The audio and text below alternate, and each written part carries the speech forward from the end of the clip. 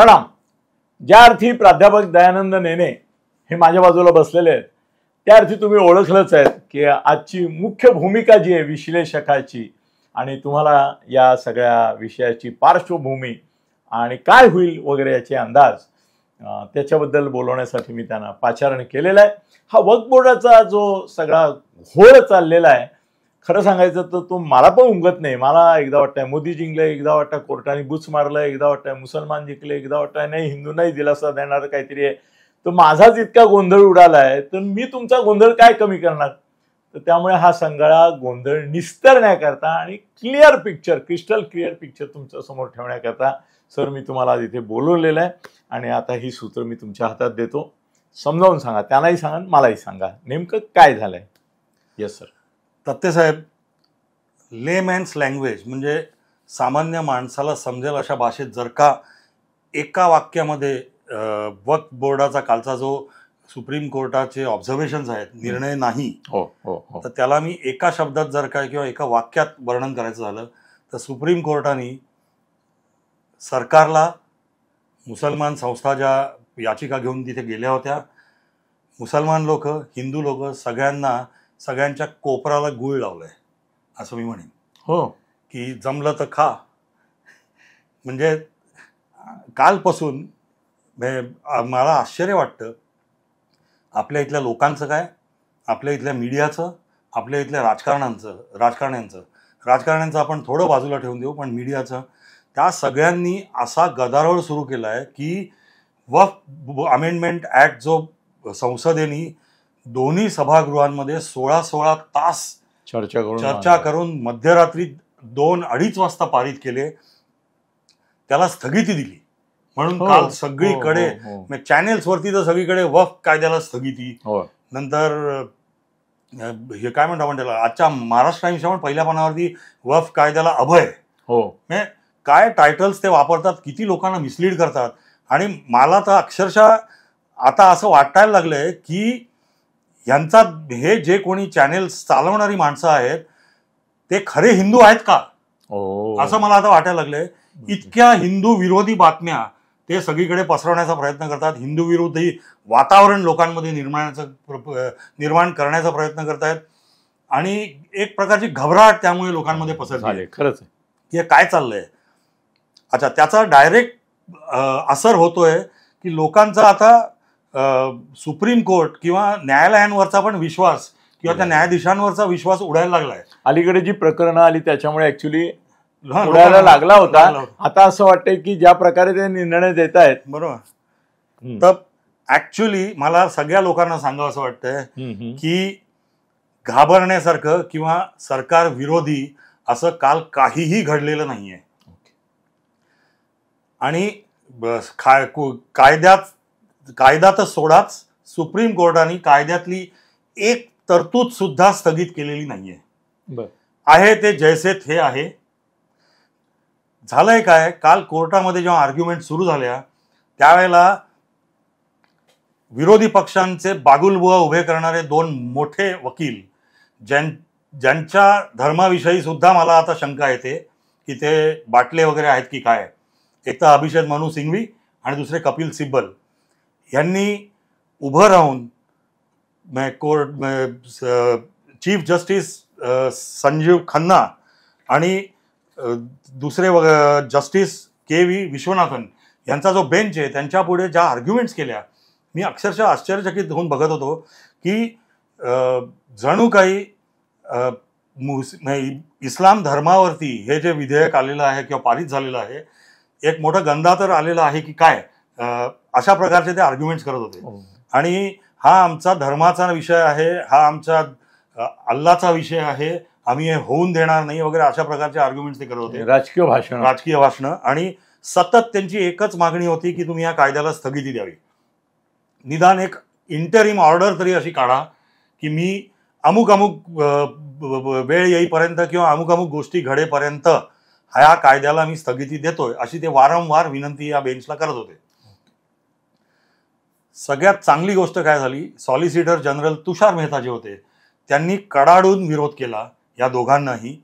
आणि त्यांनी कोर्टाला 2 ॲश्युरन्सेस दिले एकंदर एक रागरंग जो चाललेला आहे कोर्टामध्ये तो बघून पहिला आश्वासन त्यांनी काय कोर्टाला दिलं तर वक्फ बाय युजर ज्याला म्हणतात, म्हणजे हे साधारण प्रचलित वाक्य आहे वक्फ बाय युजर, म्हणजे वक्फ म्हणून वापर होत असलेल्या ज्या ज्या प्रॉपर्टीज आहेत त्या प्रॉपर्टीजचा वक्फ काढून घेण्याचा कुठचाही आम्ही प्रयत्न करणार नाही. अशा प्रकारची कुठचीही अधिसूचना आम्ही रद्द करणार नाही जी काढलेली आहे ती. कोर्टापुढे आणि कोर्टाने जे वक्फ रजिस्टर केलेले आहेत तर त्यांना आम्ही काहीही हात लावणार नाही. आणि दुसरं, केंद्रीय वक्फ परिषद किंवा राज्य वक्फ परिषद किंवा वक्फ बोर्ड ह्याच्यावरती आम्ही गैर मुसलमान लोकांची नियुक्ती कोर्ट आपला फैसला देईपर्यंत करणार नाही.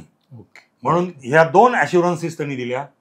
या 2 ॲश्युरन्सेस दिल्यानंतर सुप्रीम कोर्टाने सांगितलं की 5 मे पर्यंत आपण एक स्थगित करू प्रकरण, सगळं 5 मेला आपण त्याची सुनावणी सुरू करू. स्थगित म्हणजे आता ही पुढली सुनावणी 5 मेला आहे. 7 दिवसामध्ये त्यांनी केंद्र सरकारला सूचना केल्या की तुम्ही आपलं ॲफिडेव्हिट किंवा आपलं एक स्टेटमेंट या वक्फच्या बद्दल तुमची भूमिका काय आहे ती आम्हाला एका बंद लिफाफ्यामध्ये पाठवून द्यावी. आणि पुढलं जेव्हा सुनावणी सुरू होईल त्या सुनावणीमध्ये फक्त प्राथमिक ऑब्जेक्शन ज्याला आपण म्हणतो एकमेकांच्या स्टेटमेंट्सवरती ती रेकॉर्डवरती घेणं आणि आम्ही कोर्टाने एक अंतरिम ऑर्डर द्यायची की नाही हे ठरवणं एवढ्यापुरतच ती मर्यादित राहील. 5 तारखेला जे अंतरिम ऑर्डर सुद्धा देऊ किंवा दिली असं काही नाहीये.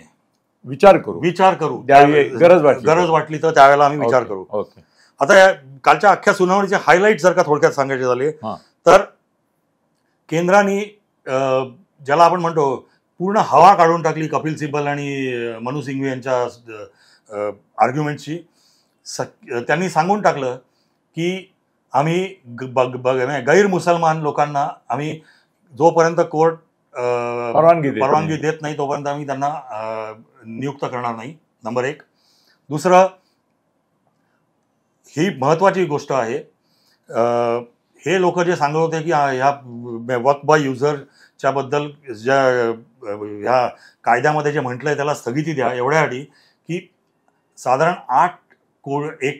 8 लाख एकर प्रॉपर्ट्या आपल्या देशामध्ये वक्फ बोर्डच्या ताब्यात आहेत असं म्हटलं जात आहे. काही लोक तर म्हणतात त्या 20 लाखाच्या पेक्षा जास्ती आहेत, पण एक एस्टिमेट आहे की 8 लाख एकर प्रॉपर्ट्या त्यांच्याकडे आहेत. त्यातल्या केवळ 3 लाख प्रॉपर्ट्या रजिस्टर्ड आहेत, 5 लाख प्रॉपर्ट्या अनरजिस्टर्ड आहेत.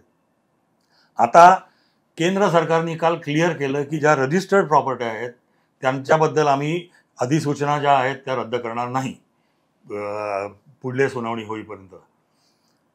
पण ज्या अनरजिस्टर्ड 5 लाख एकर प्रॉपर्टी आहेत त्याच्या विरुद्ध कारवाई सुरू राहील. आणि ते दोघे जे अनधिकृत आहेत का, त्या अनधिकृत म्हणजे असं आहे की ही प्रॉपर्टी आमची, पण त्या प्रॉपर्टीचं प्रॉपर रजिस्ट्रेशन तुम्ही कायद्याच्या अन्वये करून घेतलं पाहिजे ते केले कोर्टाकडनं. ते नाही केलेलं, केवळ क्लेम ठोकलाय की जसं ते आता म्हणतात की अँटिलिया बिल्डिंग जी बांधली आहे अंबानींनी ती वक्फ बोर्डची प्रॉपर्टी आहे. पार्लमेंट आणि ताजमहाल पण आहे त्याच्याबद्दल म्हणत होते, सारसबाग पण आहे. बरोबर. तर अशा ज्या प्रॉपर्टी आहेत ज्या अनरजिस्टर्ड आहेत त्याच्या विरुद्ध जी कारवाई कायद्याची करायची आहे ती सुरू राहील म्हणून त्यांनी सांगितलं. आणि त्याला सुप्रीम कोर्टाने कुठल्याही प्रकारचा प्रतिबंध केलेला नाहीये. दुसरं, कायद्याच्या ह्या 2 तरतुदींना कमीत कमी तुम्ही स्थगिती द्या म्हणून ते मागे पडले होते. ओके. तर ती पण जेव्हा केंद्र सरकार 2 याला वक्फ बाय युजर आणि नियुक्त्या, ओके, पण त्या आम्ही करणारच नाही केंद्र सरकारने सांगून टाकलं. त्यामुळे त्यांची हवाच निघून गेली. आम्ही करणारच नाही, तुमचा निर्णय येईपर्यंत आम्ही त्या नियुक्त्या करणार नाही. त्यामुळे मग त्यांची पूर्ण ह्याच्यातच गेली. तुषार मेहतानी जे ह्यांना सांगितलं संजय या बेंचला की वक्फ कायदा हा 16 तास डिबेट पार्लमेंटच्या लोकसभेत राज्यसभेत मध्यरात्रीपर्यंत चाललं. साधारणपणे एकूण 50 लोकांनी त्याच्यावरती भाषणं केली वेगवेगळ्या पक्षातली मिळून, आणि मग तो कायदा संसदेने पास केलेला आहे. त्यांनी दुसरी गोष्ट क्लिअर करून सांगितली की सरकार काय, राजकीय पक्ष काय, हे शेवटी जनतेला आन्सरेबल असतात, संसदेला आन्सरेबल असतात. तेव्हा तुम्ही आमची बाजू पूर्णपणे ऐकून आणि समजून घेतल्याशिवाय जर का एखादा निर्णय आमच्यावरती ठोकला तर त्याच्या प्रतिक्रिया काय उमटतील हे तुमचं तुम्हीच समजून घ्या, म्हणून त्यांनी ते क्लिअर करून टाकलं डायरेक्टली लोकांना. आणि आणि सर शिवाय संसदीय समितीकडून आलेलं आहे ना, ते संसदीय समितीकडनं आलेले आहेत. केवढी चर्चा झाली आहे तिथे 37 मीटिंग झाल्या समितीच्या आणि त्यांनी जवळजवळ 44 प्रस्ताव त्यांच्याकडे आलेले होते. त्यातले छाटून त्यांनी 14 प्रस्ताव शेवटी पार्लमेंटमध्ये मांडले. आता आणखीन एक गोष्ट ह्या क्लिअर होते की 1995 सालापर्यंत ज्या प्रॉपर्ट्या रजिस्टर झालेल्या आहेत त्यांना सरकार तुर्तास काही हात लावणार नाही आहे.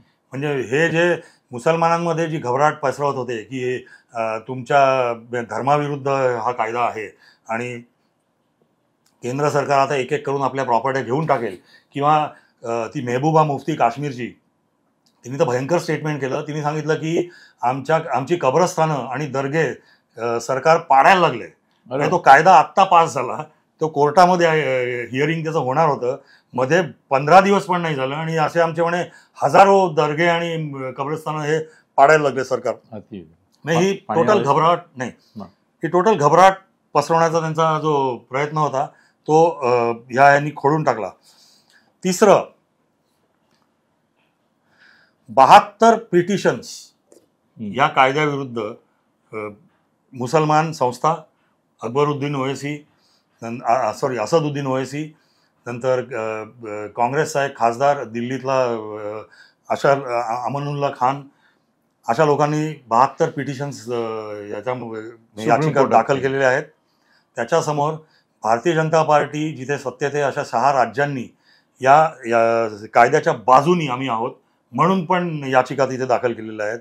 सुप्रीम कोर्टाने काल अगदी क्लिअर करून सांगितलं की एवढे सगळे 72 पिटिशन्स वाचत बसायला आम्हाला वेळ नाही. त्यांनी त्या याचिकाकर्त्यांना सांगितलं तुम्ही एकत्र बसा, यातली 5 याचिका तुम्ही निवडा आणि त्या 5 याचिका 5 मेला आमच्या समोर घेऊन या आणि तुम्ही ज्या द्याल त्या आम्ही ऍक्सेप्ट करू, बाकी सगळ्या डिसमिस झाल्या असं आम्ही समजू. म्हणून ती त्यांनी एकदम व्यवस्थित क्लिअर करून सांगितलं. आणि आत्ता कालच्या घटकेला आम्ही कुठच्याही प्रकारची इंटरिम ऑर्डर देत नाही आहोत हे पण त्यांनी क्लिअर करून सांगितलं. तर ही परिस्थिती कालच्या एकंदर हिअरिंगची आहे. काँग्रेस पार्टी, महाराष्ट्रातले काँग्रेसचे नेते, नंतर उद्धव ठाकरे किंवा राष्ट्रवादी काँग्रेस पार्टी, शरद पवार गट जो आहे, हे सगळे उगीच असा एक बागुलबुवा हे करतायत की केंद्र सरकारचा पराभव झालेला आहे आणि मोदींचं नाक कापलं गेलंय. अशा प्रकारचं काहीही घडलेलं नाहीये. 5 मेला जेव्हा कोर्टापुढे ही याचिका पुन्हा सुनावणीसाठी येईल त्यावेळेला केंद्र सरकारने जे काय उत्तर दिलं असेल, आपली भूमिका मांडली असेल कोर्टापुढे, त्याच्यावरती दावे प्रतिदावे सगळ्यांचे होतील. मला यामध्ये एकच गोष्ट नमूद इथे करावीशी वाटते की काही महिन्यांपूर्वी जेव्हा हे बिल प्रथम JPC पुढे केंद्र सरकारने दर्ज केलं की तुम्ही याच्यावरती आपली मतं लोकांची घ्या आणि आमच्या पुढे ठेवा, त्यावेळेला एक याचिका सुप्रीम कोर्टाकडे करण्यात आली होती या बिलाच्या विरुद्ध. म्हणजे जेव्हा त्यांनी हे बिल टेबल केलं त्यावेळेला ती याचिका सुप्रीम कोर्टाने फेटाळून लावली होती. आणि जर का ती गोष्ट समजा 6 महिन्यापूर्वीची गोष्ट आहे, तर 6 महिन्यामध्ये एवढं काय बदललं आहे की सुप्रीम कोर्टाने ह्या ज्या 72 याचिका लोकांनी दाखल केल्या तर त्याची सुनावणी लगेच लावली आपल्या पुढे. आणखीन एक आश्चर्याची गोष्ट सांगतो, 1995 सालचा जो ऍक्ट आहे वक्फ कायदा, त्याच्या विरुद्ध जवळजवळ 1 डझन याचिका अजूनही वेगवेगळ्या हायकोर्टांमध्ये प्रलंबित आहेत. आता 1995चं साल आणि आता 30 वर्ष झाली त्याला, आणि त्या प्रलंबित असताना या ऍक्टच्या विरुद्ध लगेच सुप्रीम कोर्टाने सुनावणी ठेवली, हे सुद्धा आश्चर्यकारक आहे. त्यामुळे काही वेळेला जेव्हा लोक हल्ली आमचा न्यायाधीशांवरचा किंवा न्यायावरचा विश्वास कमी होतोय असं म्हणतात, तर त्याला कारण जरूर आहे असं ह्या अशा गोष्टी घडल्या की वाटतं. मित्रांनो, मला वाटतं हा विधेयक आपण आता समजावून घेतला आहे. जसजसे याच्यामध्ये 5 मे नंतर प्रोग्रेस होईल तर त्याविषयी तुम्हाला अपडेट आम्ही निश्चितच करू. धन्यवाद.